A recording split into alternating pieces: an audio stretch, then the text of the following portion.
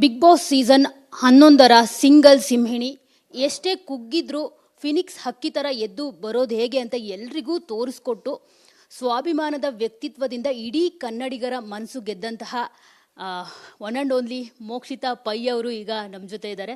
So ಅವ್ರನ್ನ ಮಾತನಾಡ್ಸೋಣ ಏನು ಹೇಳ್ತಾರೆ ಅಂತ. ಮೋಕ್ಷಿತಾ ಅವರೇ, ಸ್ವಾಭಿಮಾನಿ ಮೋಕ್ಷಿತಾ ಅವರು ಏನು ಹೇಳ್ತಾರೋ ಅದನ್ನೇ ಮಾಡ್ತಾರೆ, ಏನು ಮಾಡ್ತಾರೋ ಅದನ್ನೇ ಹೇಳ್ತಾರೆ. ಸೊ ಈಗ ನಮ್ಮ ಕನ್ನಡಿಗರಿಗೆ ಮೋಕ್ಷಿತಾ ಅವರು ಏನು ಹೇಳ್ತಾರೆ ಅಂತ.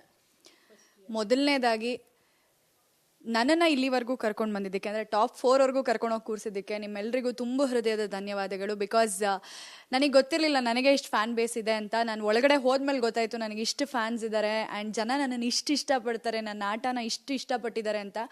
ಒಳಗಡೆ ತುಂಬ ಬೇಜಾರಾಗ್ತಿತ್ತು, ಕೆಲವೊಂದ್ಸಲ ಕುಗ್ತಾ ಇದ್ದೆ.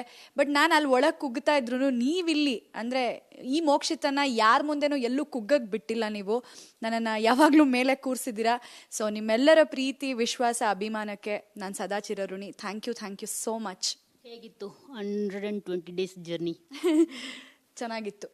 ಅಂದರೆ ಇದೊಂಥರ ಲೈಫಲ್ಲಿ ಇದೆಲ್ಲ ಒಂದ್ಸಲ ಎಕ್ಸ್ಪೀರಿಯನ್ಸ್ ಮಾಡಬೇಕು, ಚೆನ್ನಾಗಿರುತ್ತೆ. ಆ್ಯಂಡ್ ನನ್ನ ಲೈಫಲ್ಲಿ ಅಂದ್ಕೊಂಡಿರಲಿಲ್ಲ ನಾನು ಆ ಥರ ಆಟಗಳನ್ನೆಲ್ಲ ಆಡ್ತೀನಿ ಅಂತ. ಸೊ ಇದೊಂಥರ ಹೊಸ ಎಕ್ಸ್ಪೀರಿಯನ್ಸ್ ನನಗೆ.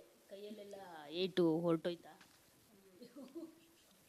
ಫುಲ್ ನೀವು ನೋಡ್ಬೇಕು, ಇನ್ನು ಬೆನ್ನೆಲ್ಲ ಫುಲ್ಲು ಗಾಯ ಆಗೋಗಿದೆ.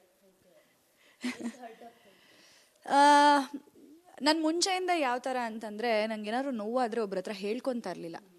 ನನಗೆ ಯಾರಾದರೂ ಬಂದು ಸಮಾಧಾನ ಮಾಡೋದಾಗಿರ್ಬೋದು, ಅಥವಾ ಅಯ್ಯೋ ನೋವಾಗೋಯ್ತಾ ಅಂತ ಪ್ಯಾಂಪರ್ ಮಾಡೋದಾಗಿರ್ಬೋದು, ಇದೆಲ್ಲ ನಂಗೆ ಇಷ್ಟ ಆಗ್ತಾ ಇರಲಿಲ್ಲ.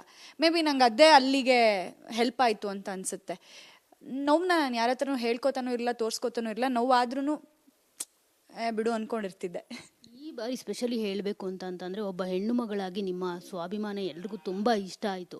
ಸೊ ಎಲ್ಲರೂ ಏನು